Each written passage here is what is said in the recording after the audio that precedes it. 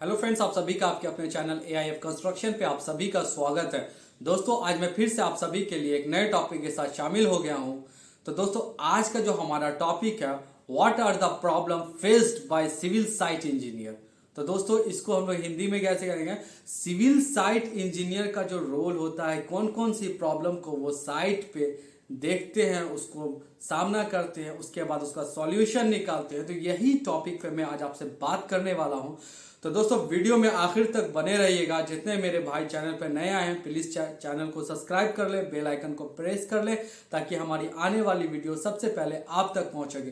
तो आइए दोस्तों, आज का सेशन शुरू करते हैं। दोस्तों, सबसे पहले क्या है ना, जब एक सिविल साइट इंजीनियर होते हैं, जब भी किसी प्रोजेक्ट पे जा रहे हैं, मान लीजिए वो प्रोजेक्ट नया है, बिल्कुल जमीन है, अभी खाली लैंड दिख रहा है हम लोग को, तो वहां पे जाने के बाद सबसे पहले हम लोग को ड्राइंग से देख लेना है हमारा जो एरिया है वो प्रॉपर मिल रहा है कि नहीं मिल रहा है, सेटबैक जितना है वो सेटबैक मिल रहा है कि नहीं मिल रहा है। उसके बाद दोस्तों, ये देखने के बाद आप क्या करेंगे, जो हमारा प्लॉट है, जो इस पे बिल्डिंग कंस्ट्रक्ट होने वाला, उसको गुनिया कर लेंगे। गुनिया भाई तो राइट एंगल मिला करके मिला लेना है सबसे पहले। उसके बाद जो प्रोसेस होता है हमारा, वो हमारा क्या, जैसे कि राफ्ट का होगा या पाइल का होगा। अगर सॉइल की बेयरिंग कैपेसिटी कम रहेगी तो हमारा पाइल फाउंडेशन होगा, और अगर ठीक ठाक है तो वहां पे हमारा क्या, राफ्ट फाउंडेशन होगा। ये यहां तक हमारा फाउंडेशन का बात हो गया। अब आ जाइए दोस्तों, अब हमको सबसे पहले क्या है कि जब सिविल साइट इंजीनियर होते हैं तो उनको प्लानिंग की जरूरत होगी सबसे पहले।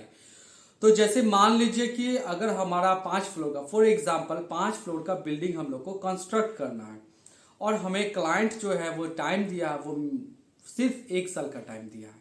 तो 1 साल में हमको स्ट्रक्चर भी कंप्लीट करना है, हमें इंटीरियर भी कंप्लीट करना, जो भी सारा काम है वो 1 साल के अंदर हमको कंप्लीट करके हैंड ओवर करके देना है। वो हमारा क्या, रेडा बना हुआ रहता है, वो हमारा गवर्नमेंट से इशू होता है, उसको उस टाइम ऑफ पीरियड के अकॉर्डिंग हमको काम करके देना है। अगर हम नहीं दे पाते तो उसके बाद जो है क्लाइंट हम पे चार्ज कर सकता है कि कितना भी।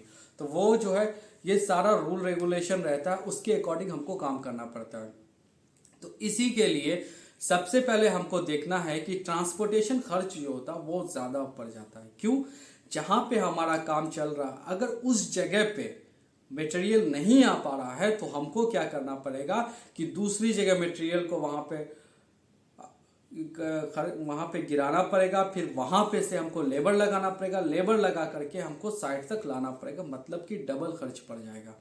तो सबसे पहले हमको देख लेना है कि हमारा जो साइट है वहां पे रोड है सही है कि नहीं, वहां पे हमारा ट्रक आ सकता है कि नहीं आ सकता, वहां पे आरएमसी के गाड़ी आ सकता है कि नहीं आ सकता है, सारा मटेरियल हमको वहां पे पहुंच पाएगा कि नहीं पहुंच पाएगा, ये चीज पहले देखना हमारी जो है काम है। उसके बाद दोस्तों, हम लोग क्या करेंगे, ये सब चीज देखने के बाद हम लोग को फिर स्किल्ड लेबर के बारे में बात करना पड़ेगा, मतलब कि सारे कॉन्ट्रैक्टर के बारे में। जैसे कि मान लीजिए कि हमें जब स्टार्टिंग आ शटरिंग का कॉन्ट्रैक्टर, उसके बाद हमारा हो गया रीइंफोर्समेंट मतलब सरिया का कॉन्ट्रैक्टर, उसके बाद हमारा हो गया उसके बाद कौन सा होगा, हमारा हो जाएगा प्लम्बिंग का कॉन्ट्रैक्टर, फिर इलेक्ट्रिशियन का कॉन्ट्रैक्टर, फिर हमारा हो जाएगा कास्टिंग का कॉन्ट्रैक्टर। ये सारे कॉन्ट्रैक्टर से हम लोग को बात कर एक मीटिंग करना है। मीटिंग करने के बाद हमें उन्हें बताना है कि हमें इतने टाइम में हमें प्रोजेक्ट कंप्लीट करना है, तो आप लोग कितना कितना टाइम लेंगे। अगर मान लीजिए वो लोग टाइम ज़्यादा ले रहे हैं तो उस टाइम आपको क्या करना, उनसे बात करना है कि अगर आपको किस चीज़ में दिक्कत हो रहा है। अगर मटेरियल में दिक्कत हो रहा है तो मटेरियल हम अरेंज करके आपको टाइम पे देंगे। अगर आपको काम करने मतलब डे शिफ्ट में अगर नहीं हो पा रहा तो नाइट शिफ्ट काम कीजिए, उसके लिए पूरा अरेंजमेंट लाइट वाइट हम लोग लगा करके देंगे, सारी चीज़ की चीज़। और वहाँ पे वर्कर लोग को रहने के लिए रूम दिया जाएगा, वहाँ पे इलेक्ट्रिसिटी का वो फैसिलिटी होगा, वहाँ पे हम लोग क्या, पानी का कोई दिक्कत नहीं होगा। ये सारा चीज़ हमको अरेंज करना पड़ता है सबसे पहले, प्रोजेक्ट स्टार्ट करने से पहले की बात मैं बता रहा हूँ। उसके बाद आपको आ जाइए, उसके हम लोग को क्या करना, मटेरियल मैनेजमेंट करना। कॉन्ट्रैक्टर से हमारी बात होगी, अब हमको मटेरियल मैनेजमेंट करना है, किस किस टाइम पे हमको मटेरियल लाना है, कैसे लाना है, उसके लिए हमारा एक टीम रहता, वो टीम उसको मैनेज करता। बट हमको नॉलेज होना चाहिए, क्योंकि साइट इंजीनियर अगर हम हैं तो काम हमको कराना है, तो हमको टाइम पे मटेरियल मिलेगा तभी तो कॉन्ट्रैक्टर से हम काम कराएंगे ना। अगर नहीं मिल पाएगा तो फिर क्या, टाइम ऐसे डिले होता चला जाएगा, धीरे धीरे बहुत डिले हो जाएगा। तो हमको कंपनी को क्या फ़ायदा पहुंचाना, कंपनी अगर हमको हायर कर रहा है तो उसको क्या हमसे कुछ बेनिफिट चाहिए। अगर हम कंपनी को 100% देते हैं तो कंपनी हमको सैलरी कितना 0.1% सैलरी रहती है एक साइट इंजीनियर की, 1% भी नहीं देती है कंपनी अपनी बेनिफिट से। तो इन सारी चीज़ों को देखते हुए फिर भी क्या करेगा, बेरोजगारी का टाइम है तो चल रहा, पर हमको जो बेसिक नॉलेज चाहिए वो मैं आपको दे रहा हूँ।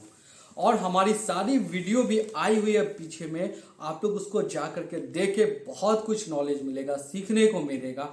और मैं हमेशा आपको देखिए अलग अलग इंजीनियर से जिनके पास जैसा जैसा एक्सपीरियंस है उन लोगों से भी मैं आपको शेयर कर लाइव बात करवाता हूँ। वो लोग अपना एक्सपीरियंस शेयर करते हैं, ऐसे प्रश्न मैं अपना नहीं करता हूँ, मैं अपने फ्रेंड्स लोग का, जो हमारे कलीग है उन लोगों से भी मैं लाइव आपको वीडियो पे दिखाता हूँ।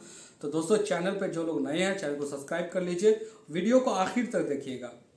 अब दोस्तों क्या आता है, अगर आप एक साइट इंजीनियर हैं तो आपको ड्राइंग को रीड करना प्रॉपर आना चाहिए।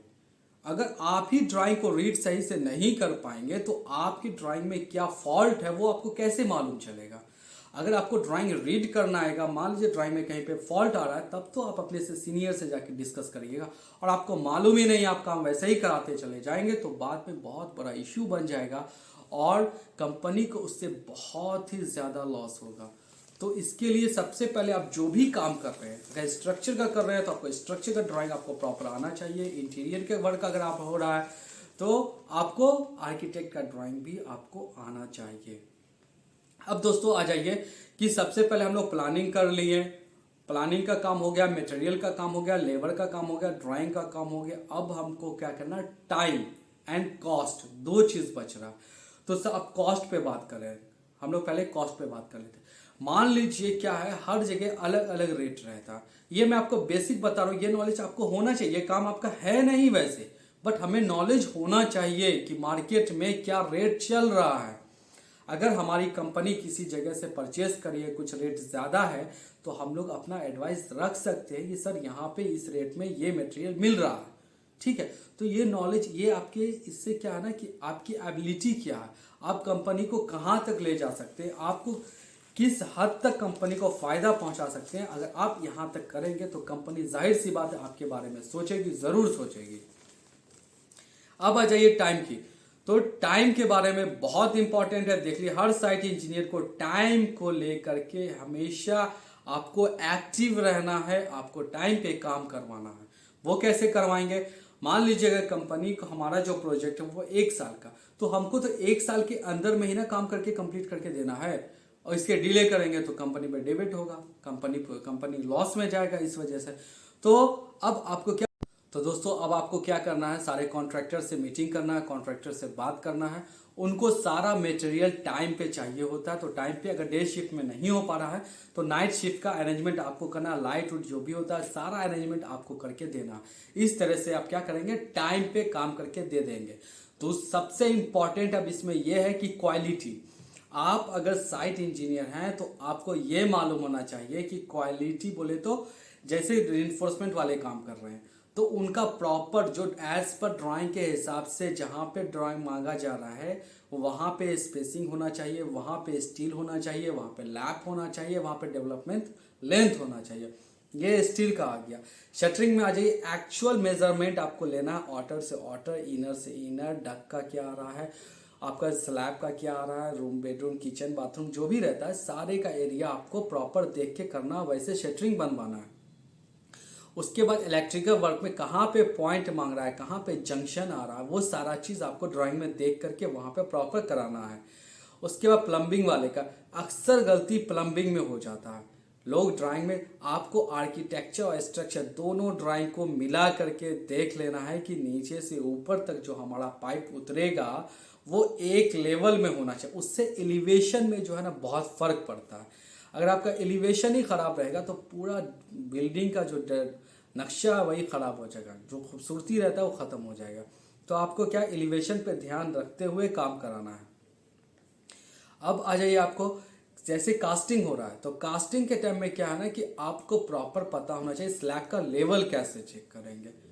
तो उसके लिए क्या होता है ना, एक लोहे का रड ले लीजिए, 10 to 12 mm का स्टील रख लीजिए। आपका जितना भी थिकनेस का कंक्रीट लग रहा है, जैसे 4 इंच 5 इंच, तो वहाँ पे बेंडिंग वायर को बांध लीजिए।